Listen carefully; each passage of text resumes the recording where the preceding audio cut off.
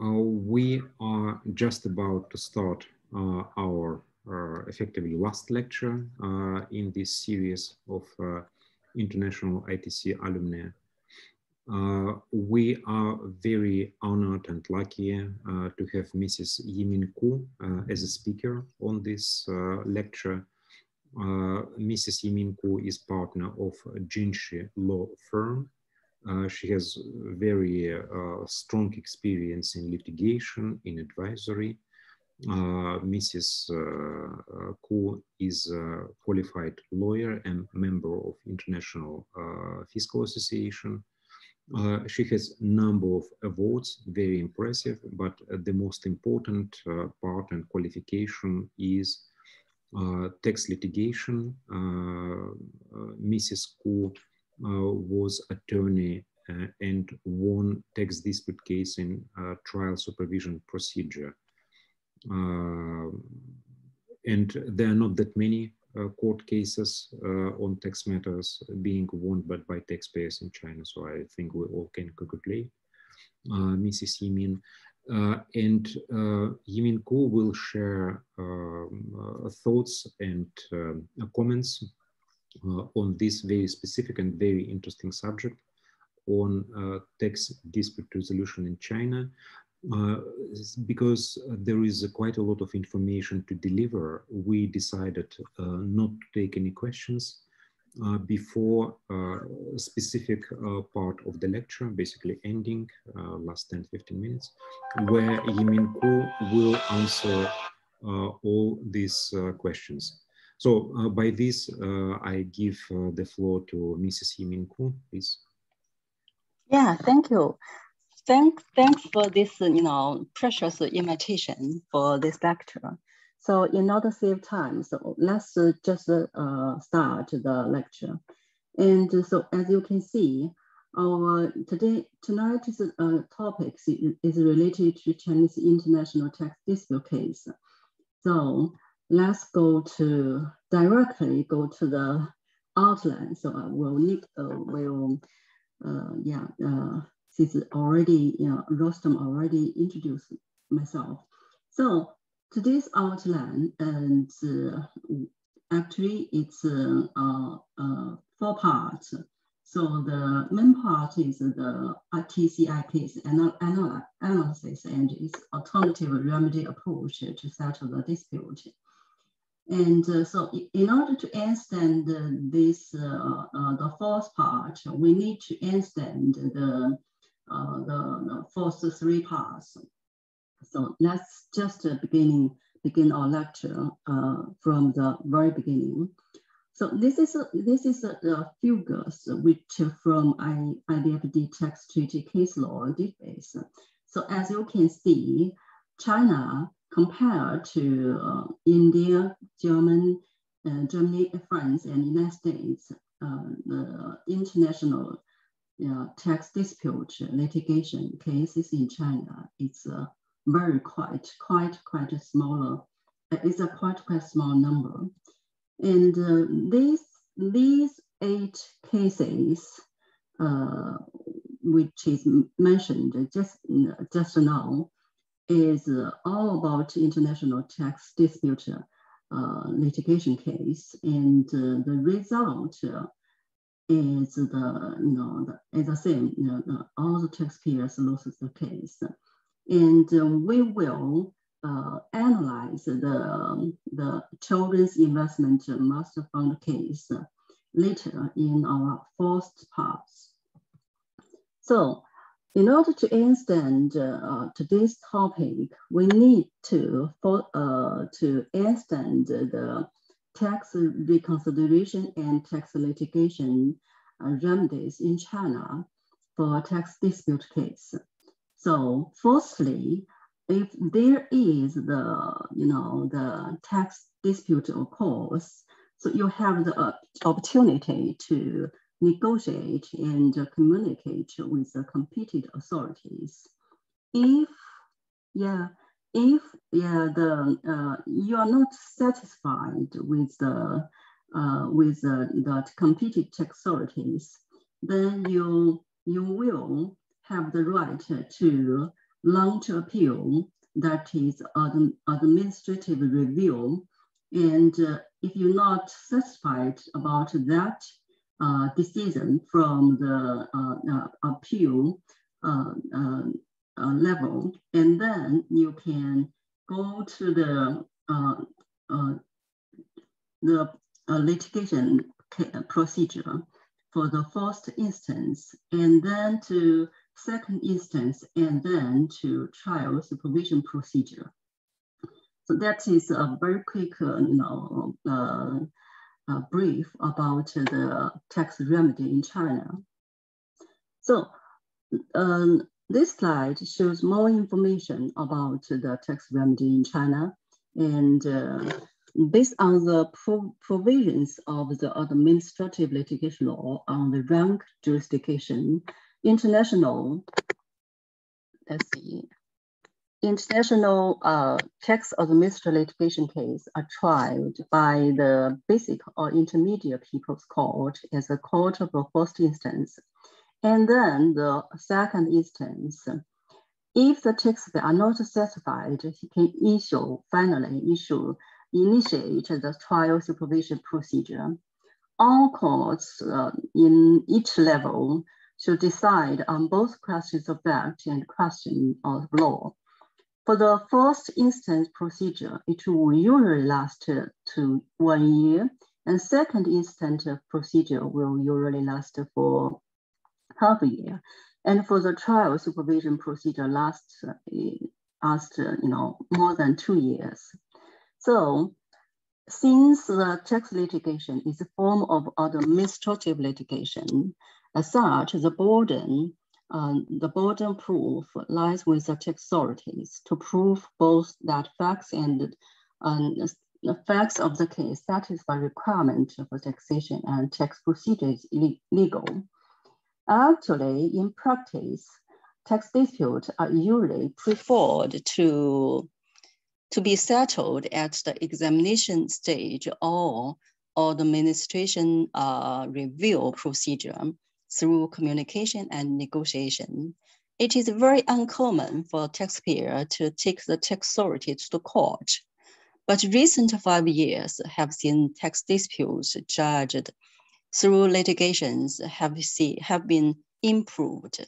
But even it is improved, it's still a small number compared with the other countries. So they we will adjust, since we already mentioned some point of this slide, and we'll discuss the third and the fourth point of this slide.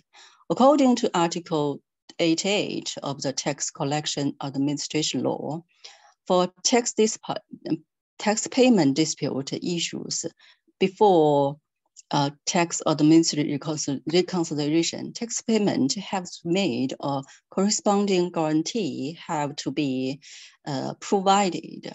Before filing in administrative lawsuit, an administrative review has to be applied. So most of the international tax dispute cases have been settled in a reconsideration procedure because the taxpayer usually considering likelihood of losing case. So that is why many taxpayers may not choose to file an administrative lawsuit.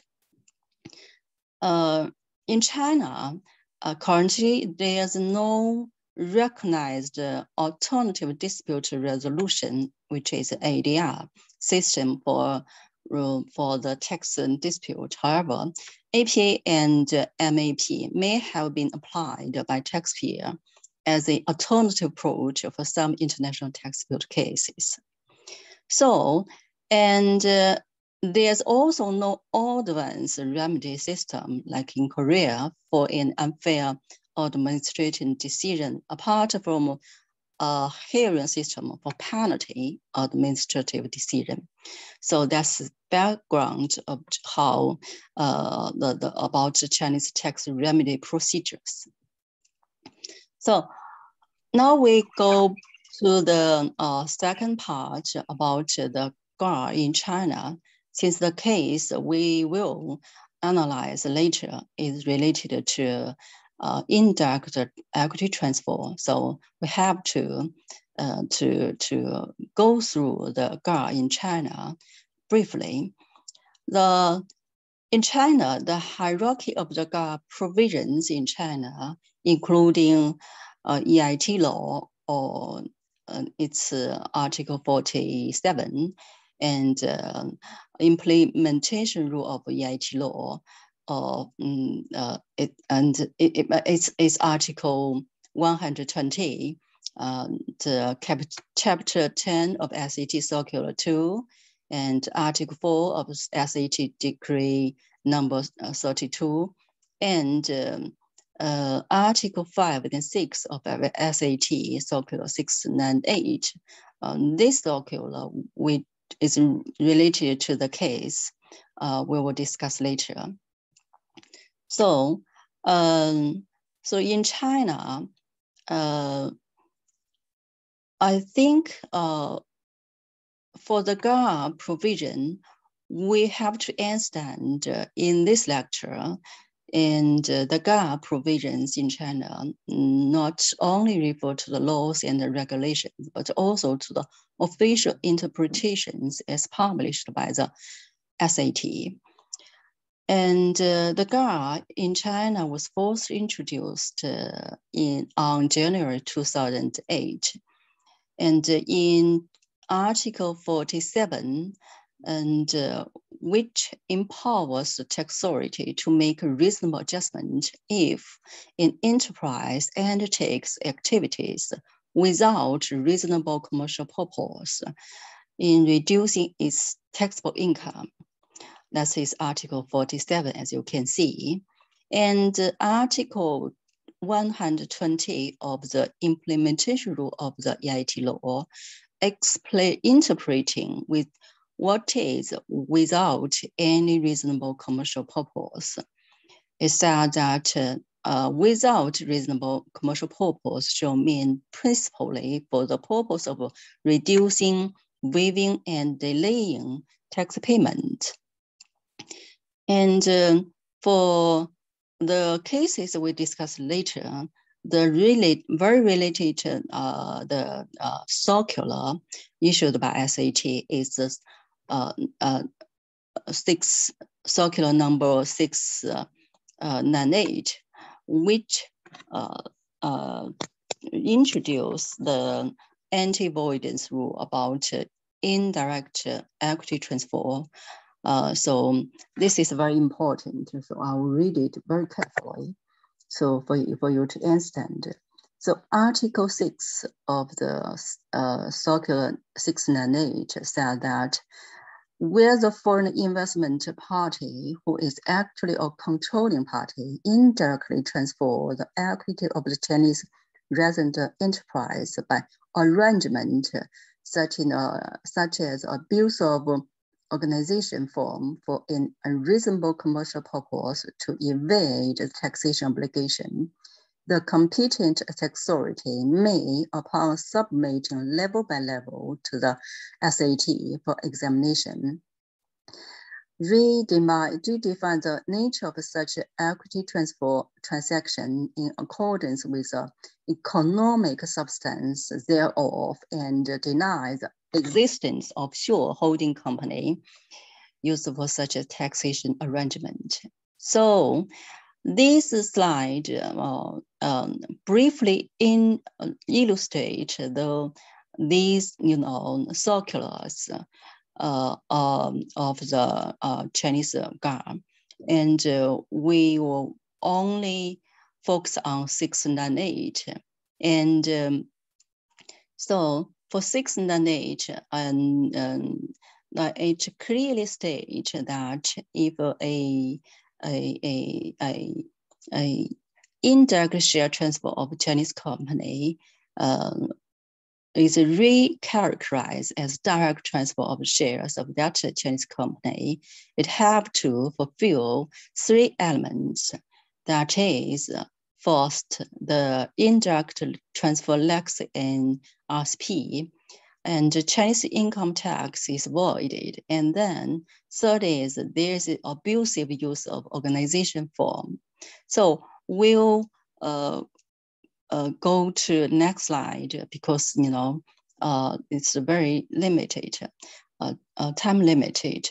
So this slide, will let you know the legislation about RCP, that is reasonable commercial purpose.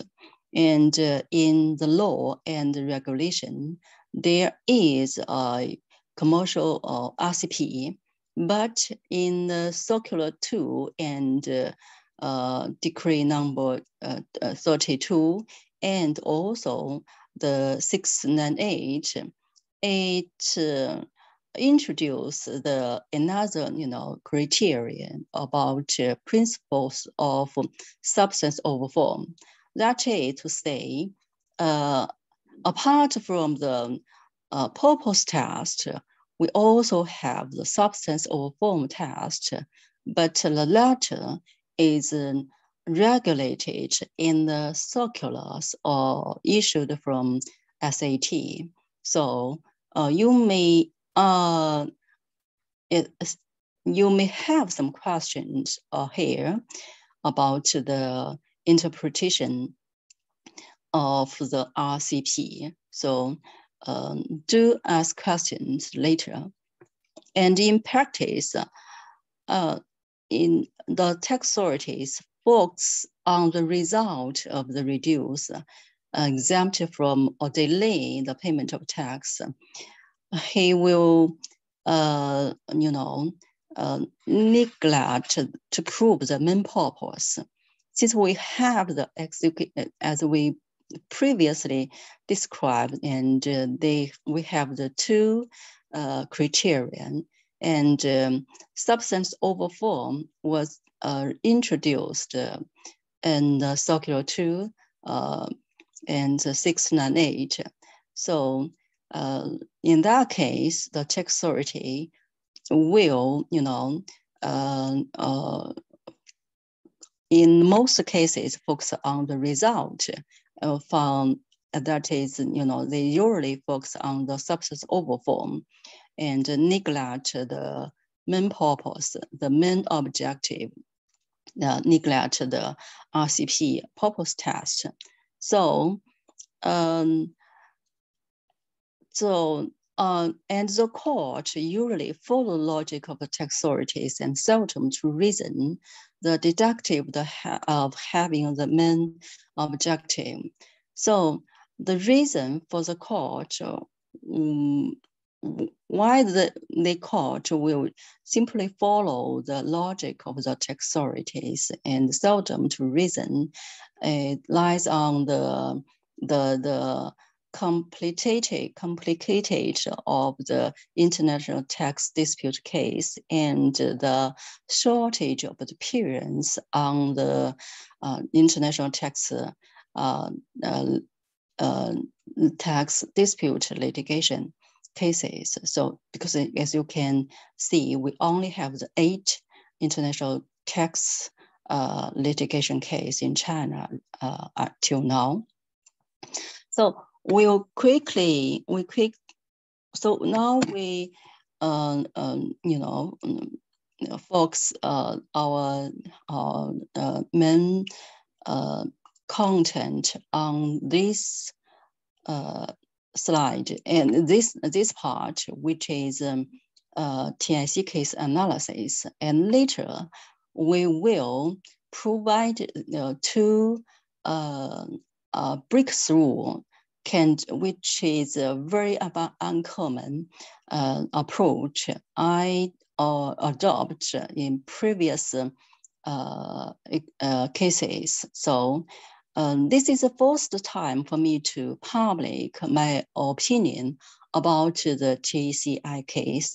It is also the first time for me to public my opinions about those unusual breakthrough or unusual think of way way of thinking from an attorney point of view. So, because I still remember in ITC, I still remember the time while I studied in ITC, and we are encouraged to raise questions and encouraged to say no. So that is, become kind of a habit for me. And so usually I will have the different opinion with the common opinion. Again, this is the first time for me to share, and I'm also very happy to discuss with all of the audience. And if you have questions, I'm very happy to answer later or through the email. So this case is related to a children's investment master fund case, which is a very familiar case in China because it's related to indirect equity transfer, and because it is all it's famous also lies in because it's go to the Supreme Court. So so that's the reason for it's famous. So let's go to the background of this case. In 2011, TCI signed an equity transfer agreement with Moscan, and to which it transferred its equity interest in Chinese future operation. Hereinafter, we call it CF Corp. And as TCI indirectly hold quality in Chinese resident company, which is Hangzhou Guoyi company, through CFCO and Hong Kong Guohui, which we called CFL later. The transfer equity in CFCO constitute an indirect transfer equity in Hangzhou Guoyi. So that's the picture of the structure of the group, and so it also showed the registration location. So let's go to the procedures. So yeah, we'll take some point for the fact pattern to make it more clear. Hangzhou Guoyi is a Sino-Hong Kong joint venture, among which CFL holding 95% of equity. TCI is registered in the Cayman Islands and holds 26.32% of equity in CFC Core. Sorry, this should be CFC Core. On September 2011, TCIC signed an agreement with MOFCA to transfer its equity interest in CFC Core. So later, Xinhu State Tax Bureau in Hangzhou City, which is located in Zhejiang Province, received a lawyer's letter, attorney letter from international law firm in the United States on behalf of TCI, asking such equity transfer deal subject to Chinese tax or not. After investigation and several rounds of discussion with TCI, and they report labor by labor to the SAT in November 2013. SAT approved and agreed to levy tax on such equity transfer deal. So this flow chart illustrates the tax remedy procedure which gone through in this case. So they go to the tax administration review, and they go to the first instance, and second instance, and then Supreme People's Court for trial supervision. So we'll quickly go through the argument and judgment, and then we'll go to our uncommon analyze or uncommon opinion from my side. And that is what I want to share with you. The purpose is to encourage you to understand, to think in different way, and maybe you will find a better solution for a very complicated case. So the Turk authorities took the opinion there's no reasonable commercial purpose in TCI case, and they give three facts, and they confirm three facts. Firstly, the CFC core and CFL register in tax haven or low tax areas and do not engage in substantive business activities such as manufacturing, distribution, and management. Second, the equity transfer price mainly depends on the Chinese resident enterprise Hangzhou Guoyi. Third, the equity transfer disclosed that the actual subject acquisition was the equity of Hangzhou Guoyi. Based on above facts, the tax authorities determined this indirect equity transfer without reasonable commercial purpose and recharacterized the transaction and denied the existence of a CFC core and CFL and confirmed the income from equity transfer deal sourced in China and therefore subject to Chinese tax.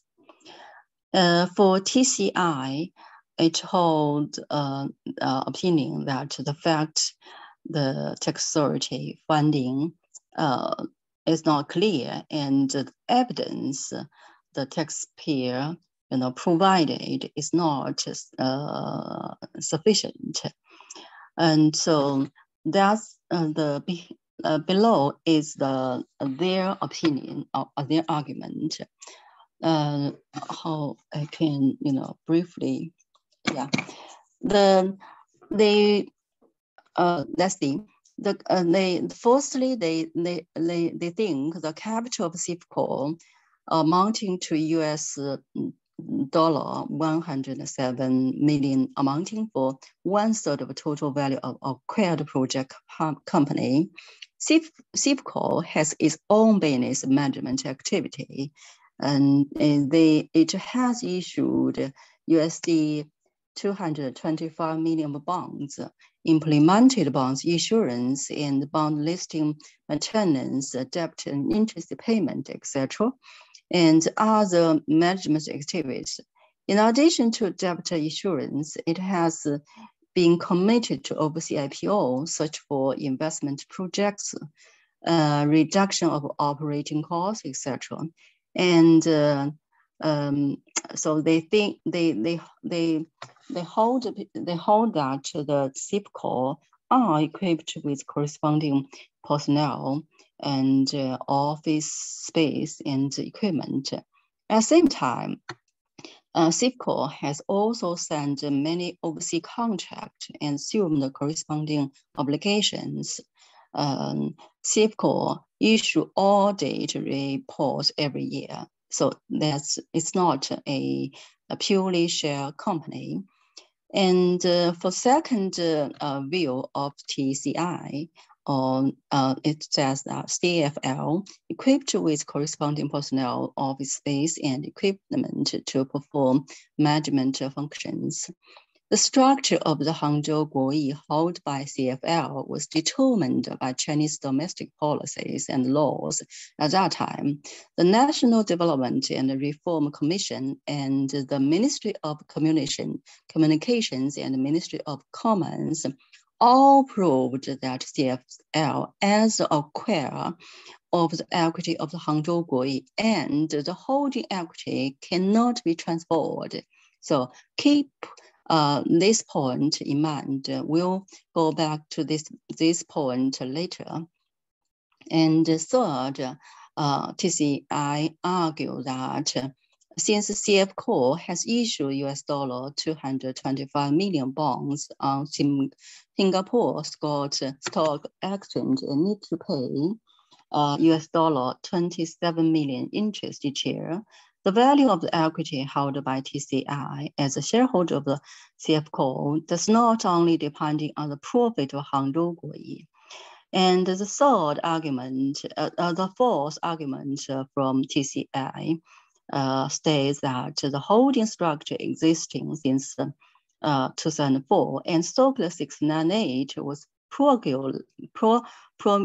announced or promulgated in 2009, it is impossible for TCI to foresee the insurance and application of Circular 698. Therefore, there's no intention of deliberate tax avoidance. So that is the TCI's argument against tax authority. So let's go to the court's judgment, and we will divide into local and first and second instance, and then go to the Supreme People's Court judgment. The courts in first and second instance played a very limited role in interpreting and elaborating the key concept of the reasonable commercial purpose. The court of the first instance directly stated that SAT has authorized to interpret and implement the GAR and EIT law and confirmed the three facts by SAT. So that means that the court does not check the authority of the SAT or regarding the interpretation on reasonable commercial purpose. So without a detailed explanation, the courts agree with the decision of the tax authorities to invoke the GAR. And on the basis of these facts, the transaction was deemed to be an abusive use of organizational form without an RCP, and the tax authority was authorized to recharacterize the transaction according to its economic substance and also disregarded the existence of the CIFCO and CF. So that's the first and second instance. So both courts, did not interpreting the key concept reasonable commercial purpose and did not check the Circular 698 whether it is in line with the the higher regulations and laws. So it's simply accept the 698 have the reasonable and justification, and so I think it's still worth of challenging about 698, about its interpretation, about reasonable commercial purpose and the additional criteria of a substance over form test. But usually in China, it's very difficult to challenge the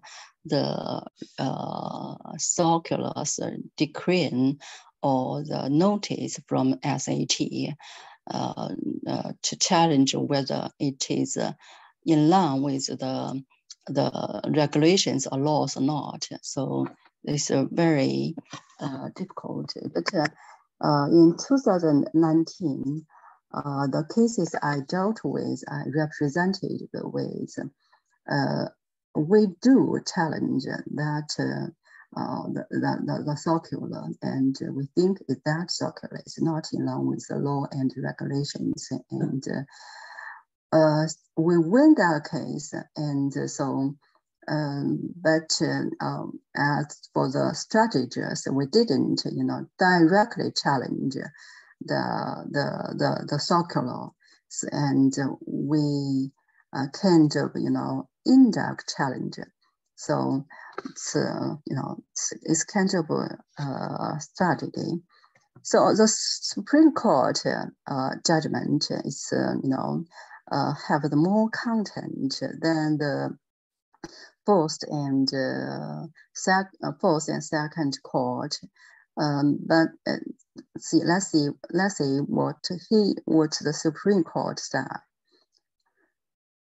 And firstly, he said that he argued, or he stated that as for the three facts determined by SAT, focus on registration location, the specific amount and pattern of equity transfer, actual target of equity acquisition, and actual source of transfer, income, motivation for the equity transaction. Tax authority, the Supreme Court then concluded that tax authority have sufficient evidence to prove that the factors just mentioned. From the perspective, the objectivity, relevance, and the legitimacy of the administrative litigation evidence, the evidence provided by tax authorities in the original trial is stronger and has a comparative advantage in terms of their weight. So it will be a little bit difficult for audience which is not not have the legal background in terms of the evidence weight and the capacity of the evidence. So they, in this case, Supreme Court hold that the tax authority provided the evidence to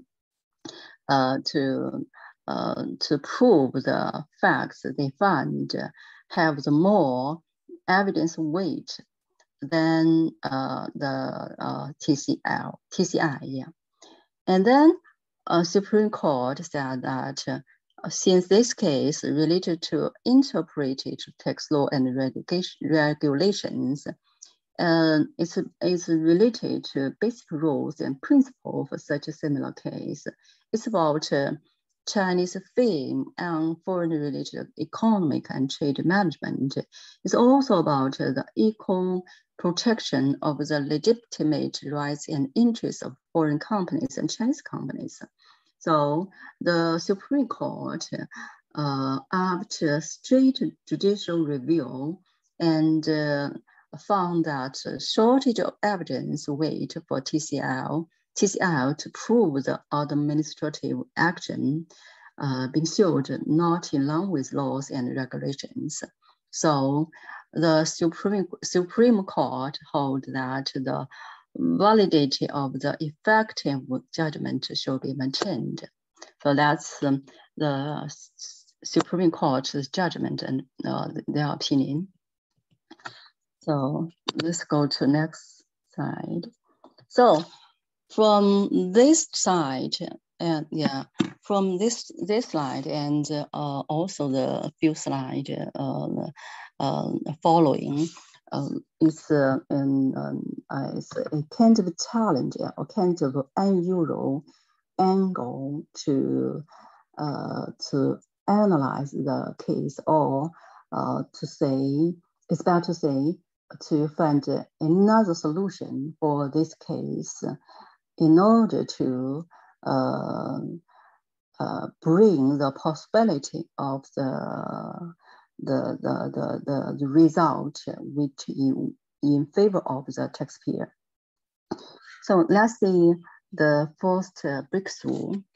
And since Article 2 of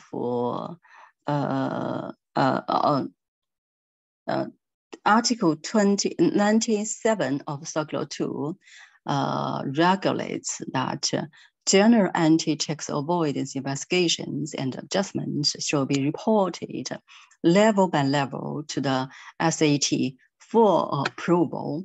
So please keep in mind, so all the general anti-avoidance investigations and adjustments have to be reported level by level to the SAT level for its approval.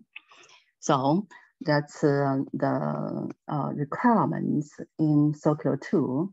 So let's go article by article. It's all relevant articles about the tax administration reconsideration. And so after we analyze these articles, maybe you can figure out another way to appeal this case at the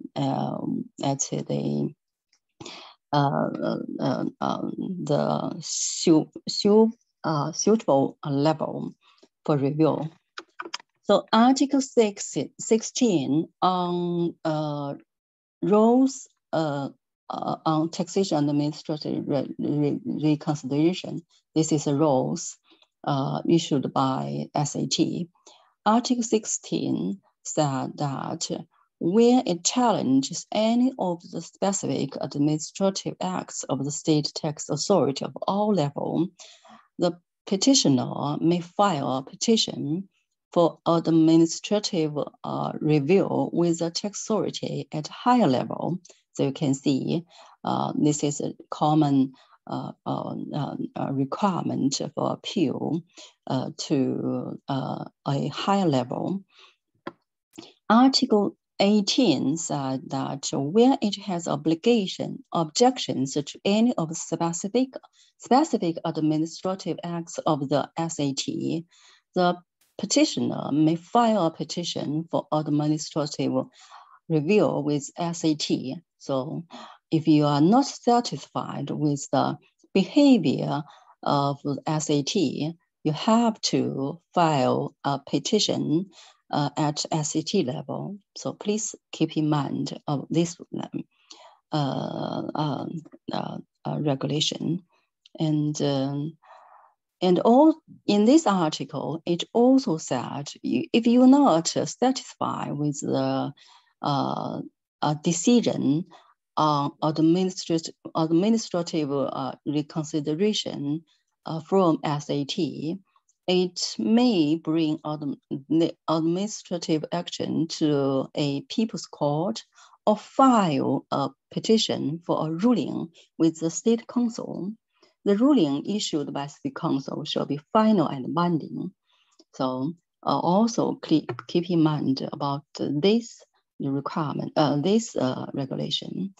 Article 29 states that where a tax authority performs a specific administrative act upon approval of a tax authority at a high level, in accordance with laws, regulations, and rules, the authority granting approval should be respondent.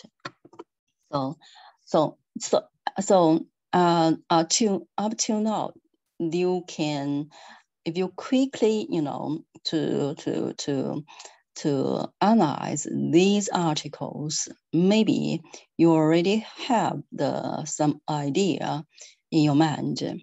Since Article 29 said that if a tax authority perform kind of action upon the approval from a tax authority at a higher level, and the tax authority granting approval shall be the respondent. So as you can see from the Circular 2, general anti-tax avoidance investigation and adjustment should be reported level by level to ST level for approval. So in case of TCI, SAT did approve the taxation on TCI, on TCI's equity transfer transaction. So So in that case, the SAT has granting the approval to levy the tax. So the SAT shall be the respondent, right? So SAT should be run, since the SAT should be a respondent, and according to 18, the appeal tax authority have to be SAT.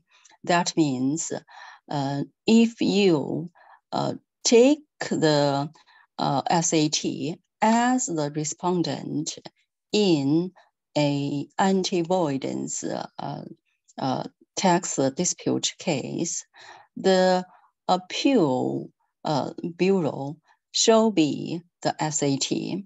That means the tax, the administrative reconsideration procedure shall be conducted at level of SAT.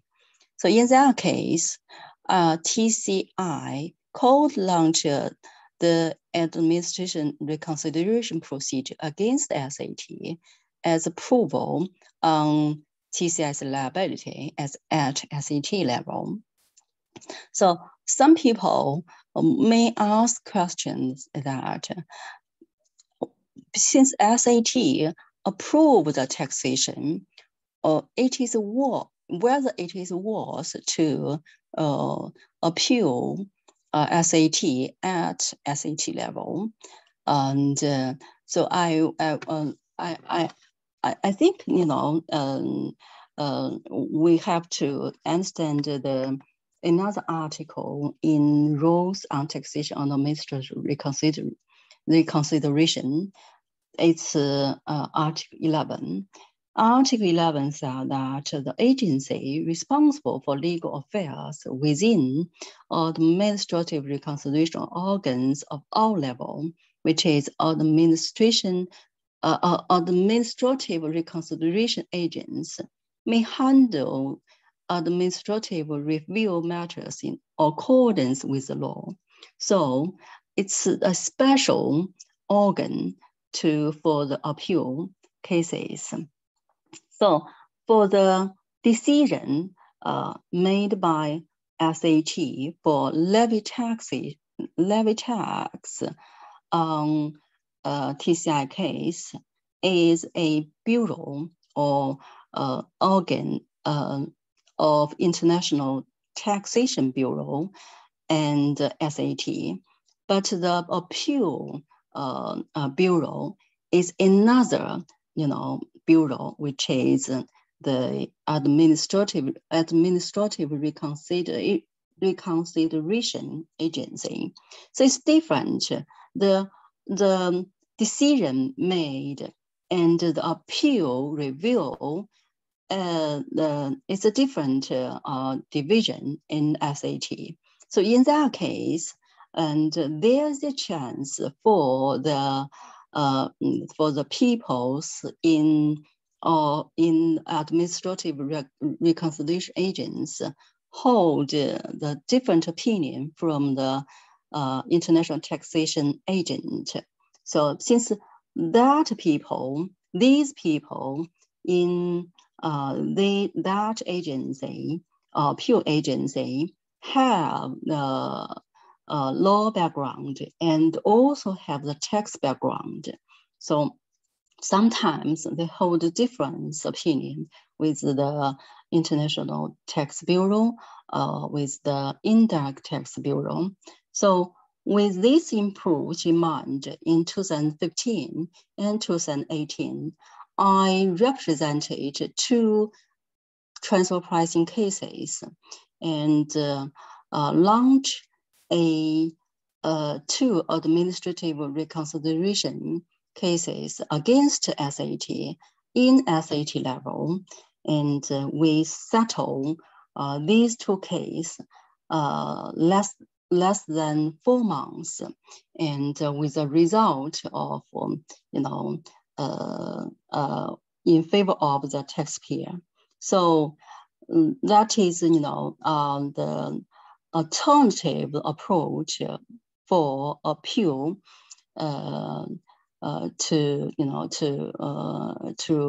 recommend.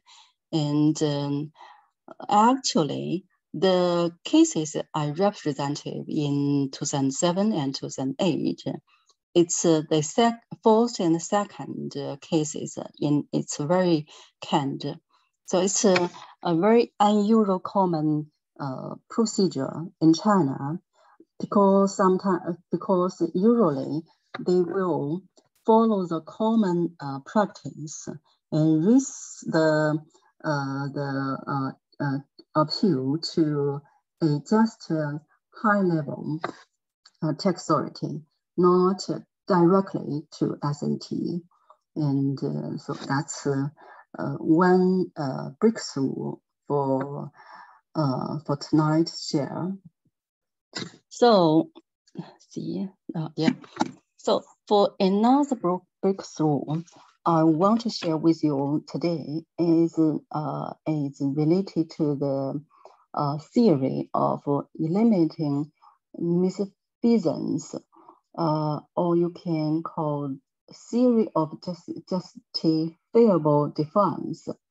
So the translation here, I'm not so sure whether it's suitable or not, because I checked the articles, so it's really hard to find a suitable translation. So let's go to the this theory and to see how this theory works in the TCI case.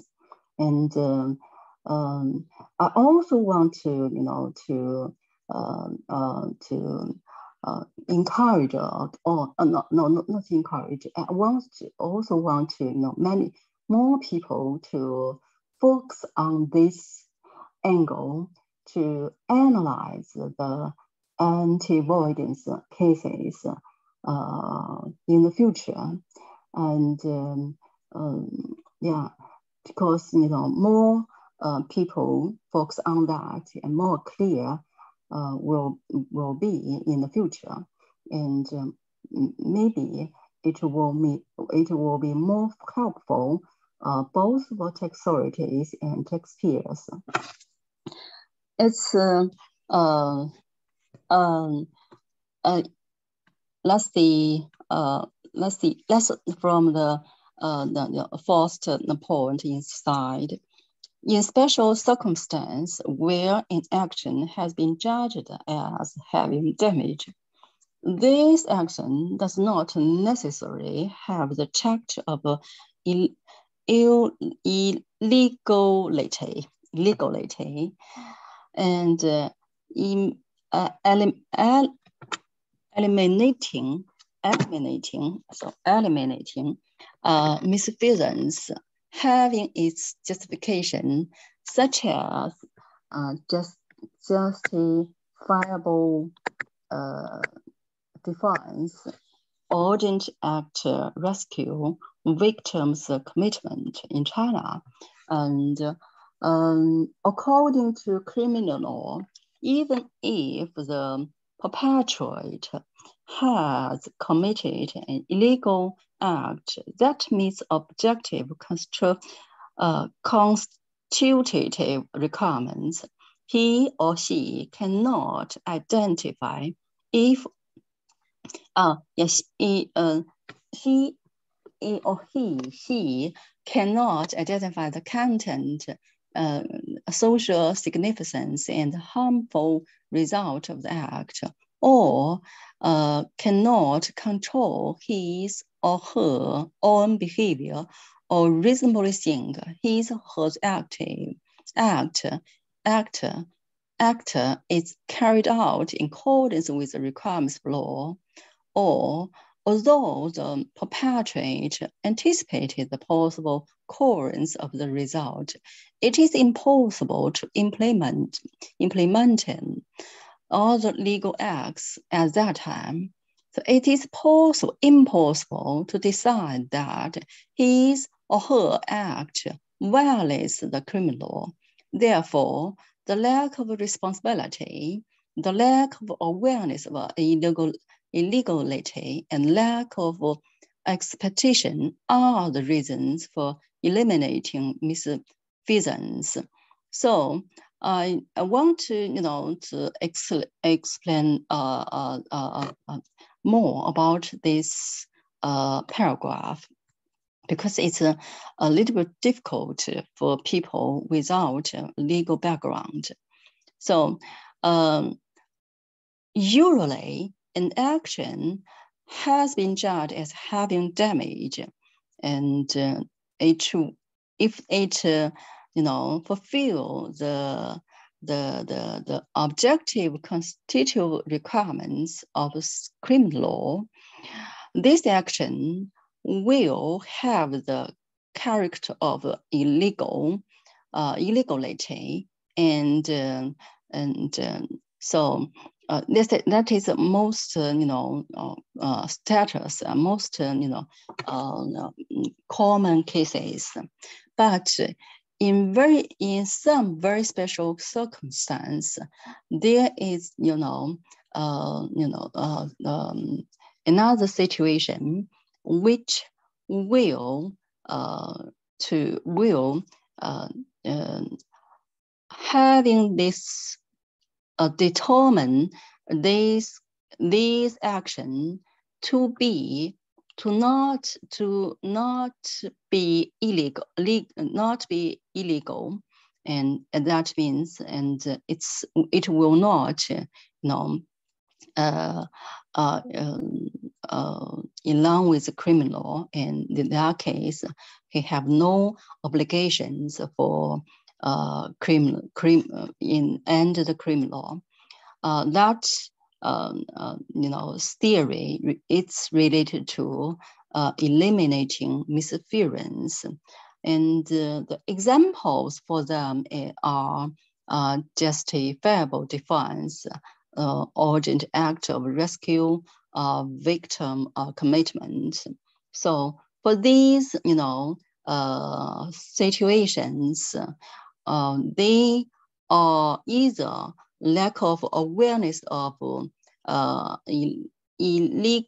illegality, or lack of responsibility, or lack of expedition. So in that case, these situations, these actions should not be regarded as illegality, and they have the justification for not commit a criminal. So the second part also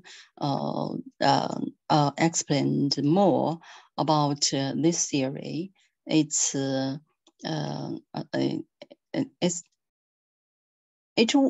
is more it is related to more deep analyze.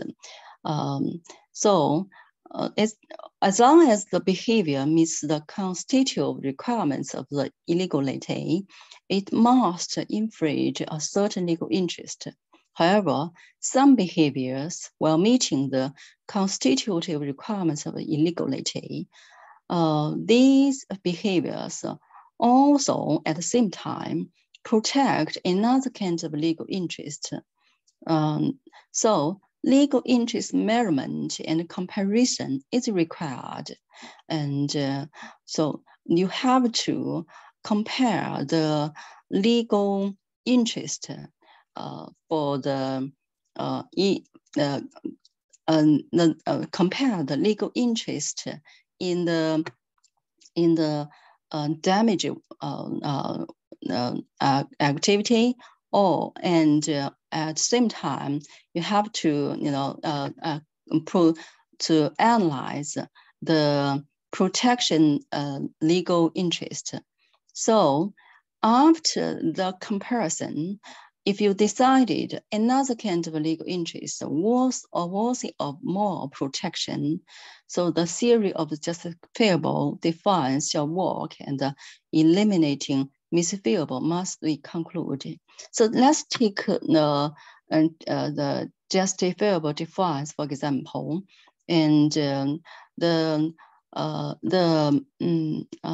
partitional quotation mark and have kind of damages and infringe another person's body healthy, and but the situation here is related to another person's victims illegal action. So at the same time, so at that time, the petitioner have no choice to escape and to have no choice to find another solution to help protect his life or his body healthy. So in that case, the quotation mark petitioner have to fight with the victim. Victim is also quotation. So these, in that situation, there's two legal interests to be analyzed and to be comparison. So even though the victim, quotation mark victim, have some kind of damage on his body, and but since he acted some illegal actions towards the quotation mark petitioner, the petitioner have the justifiable legal interest to be protected. So in that case, the eliminating misappearance of the quotation mark petitioner have to be and to be used and to be included. So that's the theory of the eliminating misseasons. Hopefully you can get the glimpse of this theory. If you do have questions, please, do not hesitate to ask. Let's go to another slide for lecture. Yeah, and for this case, and we do have very special circumstance or very special fact to be analyzed independently. I will first to mention these two factors or these two facts, and then we'll go back to the theory we just analyzed. In this case, and the legal and investment environment at that time, TCI could not directly invest in operating projects of Hangzhou Guoyi and could not only complete through CFL, according to the approval of the National Development and Reform Commission, which is related to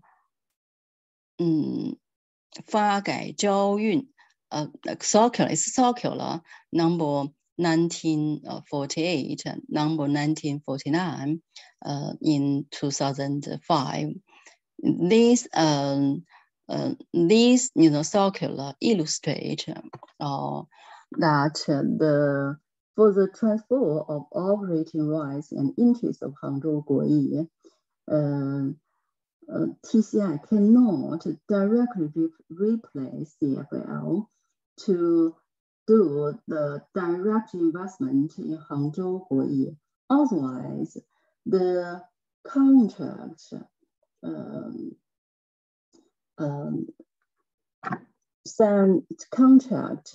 of Hangzhou Ring Expressway North-Southeast Line toll rights transfer contract, and another contract is Hangzhou Ring Expressway Westland Toll Rights Transfer contract. These two contracts will be invalidated. I mean, if the TCI, replace the CFL to do the direct investment, those contracts will be invalidated. As a result, the investment project of Hangzhou Guoyi may be invalidated, so it's no useful to go further. So at that time, due to the legal and investment requirement, the structure of the TCI invested on Hangzhou Guoyi has to be to indirect investment. So please keep in mind about this fact. And another fact is, and the legal investment environment while making decision about investment, TCI completing its investment in the project for the operating rights and interests in Hangzhou Guoyi could not only do so through CFL, since according to Article 16 of the Securities Law, at that time of its establishment in 2004, Hangzhou Guoyi could not issue corporate bonds in mainland China. And given that proceeds from a public corporate bonds could not be used for non-production related expenditures, CFL had no option but to seek offshore financing to meet its investment fund requirements in relation to the project. Consequently, the primary purpose of the TCI's ownership of CFCO was to resolve onshore and offshore funding difficulties for Hangzhou Guoyi and CFL. So from these two factors, you can see there's no choice for the TCI to do the direct investment due to the regulations and laws at the time the TCI make the investment. So it's a kind of a law requirement to do the indirect investment. So if we get this conclusion, and if you keep the theory of the justifiable defiance or eliminating misappearance theory, you will think, you maybe think that this theory might be used in this case. So even though there's no clear stipulation in law in terms of this kind of theory, and such theory still works in the area because this theory should be worked in every department TCI facts for TCI case, it's not TCL. TCI case can fulfill the requirements of eliminating misappearance and worthy of discussion as alternative arguments. However, deep analysis reveals the difference of RCP and the theory of justifiable defiance or eliminating misappearance still need to be conducted in the future by people who are interested in this argument. So I'll give you a very brief summarize about the eliminating misappearance. So in China, we have purpose test and substance over form test. And after you go through a tax authority, go through these two tests, usually tax authorities will focus mainly on substance over form tests. and the tax authority draw conclusion of anti-avoidance, and then we have to check whether there's a possibility of eliminating misference, and such as there's fact of from another. In this case, the fact from other regulations and laws requirements. So that is not the taxpayers, it's not TCI's capability to change.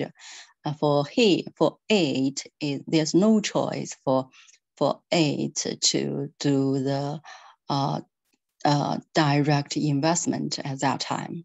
So if you can, raise this theory of eliminating misference, and then you will, to get a different conclusion of tax authority, and both parties maybe will finally get the, better conclusion. And it is noticeable that TCI also raising the arguments about two facts we just described on the previous slide. But TCI raised and the reasonable commercial purpose part, and do not isolate them and the theory of eliminating misferring domain. So that's the difference. So please keep in mind this very, very, very key argument and a very key strategy in your argument, alternative argument or uncommon argument for this case. So for cases of tax dispute in China, usually we will do compare remedy approaches, and whether we'll appeal, and if we appeal, to which tax authority level, and which party will be the people, which party will be our counterparty, and if we appeal to the court, so which level of court should we lodge the lawsuit, and so if you want to challenge the circular doctrine or notice issued from SAT, so how to challenge them in violate the laws and the regulations related, and it's all strategies you need to think about in advance. And at the same time, also to pay attention to the procedures. And so some procedures which we did not mention in this lecture sometimes plays a very important role for the case. So that's all I want to share for today's lecture. So I'll stop here and answer the questions for 10 minutes. So Rostam, I'll stay there. So, well, I'm really impressed. It's 11:30, almost midnight, or quarter past 11 in Beijing, and you are still very focused, very, that's impressive. I wouldn't do this. I couldn't done this, but perfect lecture, perfect timing. Thanks a lot. I believe everyone is very grateful for this very insightful and useful contribution. Let's go through the questions. Yes. Well, there is a question: where does tax treaty litigation takes place? Will the case of tax litigation increase in China? Well, I believe well, the reasonable presumption in respect of the first question would be in special courts, as you mentioned. And is this your expectation that there will be more cases in the future? Because from the statistics, it looks like there are not that many at present. For the future, and I foresee there will be more cases regarding international tax dispute and in tax litigation. And so I think in China nowadays, courts and tax authorities are very open to that kind of litigation. And also the international tax knowledge and of the SAT, of the tax authority, and of the tax court will be, be improved. And so sooner, little by little, the court will not simply follow the tax authorities, behave or tax authorities' objection. So I think in the future, the number of cases will increase. Mm-hmm. Okay.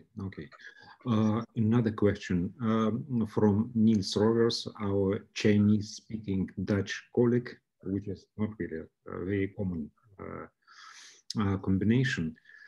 Niels asks where he can find these 8 legal cases in English or Chinese.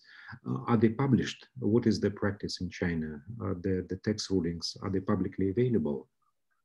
And if yeah, it's some of them actually public by the court. Mm-hmm. And we have the website. You can find the most cases of the litigation. But as you can see, one of the cases which we cannot find in that website because sometimes the few cases are not disclosed by the court. Yeah. Okay. Would you mind if I do introduction of you and Niels to each other via email? So maybe you can. Sure. Link. Sure. Okay, excellent. Is it possible to apply to international court on these outed tax treaty issues? Do any cases? I don't really understand. Larissa, could you clarify this outed? It looks like there is a spelling mistake, and it's well, it's not clear what is the meaning. Is it correct that a simple mistake like miscalculation in tax return made with no intention is not treated as a violation, but when the intention is proven, there is a violation of law, so there would be legal consequences. So basically, technical mistakes in the return, are they punishable? Whether it depends, whether it if it's only just a technical calculation, it's not punished in China. You have to characterize that. Okay. But if this mistake led to a decrease of tax payment, for example, I put 6,000 and I placed comma after 600. So basically, I'm paying 600 instead of 6,000, and then I said, "Oh, sorry, guys, it should be 6,000. My mistake, my fault." So if the technical mistake, but it's clear that this is just a technical, it was not intentional. So yeah. what would be the consequence? Yeah, great. You already mentioned that there's no intention to avoid the taxation. It's just by mistake of typing, so it's not be punished. But it will be pay the interest about yeah. Okay, so basically, the tax due itself and late payment interest, which makes sense. Yeah. Yeah. Okay. Yeah. Very, very, very liberal, very mild. Most likely in many other countries, I know there would be fine imposed for underpayment of tax just because it happened. Okay. Larissa clarified her question. Is it possible to apply to international court on disputed tax treaty issues? So basically, is it an option to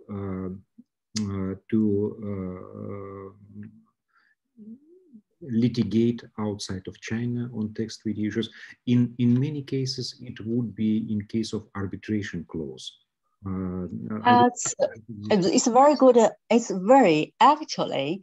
This is a very good question. So for tax dispute regarding the international taxation, usually we have to handle these cases in Chinese tax, in Chinese legal remedy procedure. But if that tax, issue is related to the investment treaty and that treaty, and I mean most of Chinese treaty of the investment treaty have the arbitration clause. So in that case, if you can, initiate a case and the investment treaty, and you have the chance to have your cases and review and the arbitration. That's a very good question. Yeah. Very good. Yeah, like like York's case, and so I like Voldemort case. So they finally go to the arbitration case. Okay. Okay. Arbitration. Yeah. Okay.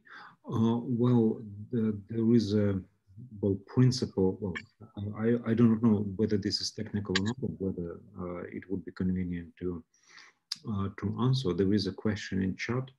What is the best solution for behavior, for strategy for Chinese companies which are in between US tax authorities and Chinese tax authorities? So how these cases might be handled? And I just elaborate on the question. I can imagine that, well, there might be a US higher tariffs which they introduce as a kind of economic policy, and there could be a response from government of People's Republic of China, and what is the strategy for the companies which are affected by both of these sides of I don't know, economic policies, contradictory economic policies, I would say? It's hard to answer the question because it's, yeah. Let's discuss this question later. Yeah. Well, that's not really tax questions. Yeah. Of course, if you do some cross-border business, you might be affected. If the policies do not match, this might be an issue. Sure. Good. Well, yeah. That's pretty much all the questions we had. I thank you very much once more. Great lecture, great performance, a highly interesting topic. I hope there will be another update. Maybe we'll speak like in half a year from now with some more cases. Congratulations to your personal success in developing this area. This is very important to know that there are reliable experts willing and able to help in tax litigation. Meanwhile, administrative announcement. This is the last lecture of our series of ITC Leiden. Actually, it was thought and developed in close collaboration. Actually, it was inspired even when we had one event or actually 3 months ago, Mrs. Ku told that I have this tax dispute resolution course in China. I thought, wow, that's great, that's wonderful. And we thought, okay, why don't we give various Leiden ITC alumni an opportunity to tell about what they're doing. And that was basically the content of the course, this 7 or 8 lectures which we had. So we go on summer break maybe we will develop it further in autumn, in September. But in the meanwhile, I would like to thank everyone for active participation in this initiative. And looking forward for your feedback, for your ideas, of what we can do together in the future in terms of developing other similar programs and series. Thank you very much, Yimin. Thank you. Thank you. Thanks. So we'll say goodbye for now. Yeah. Yeah. Thank you. Bye.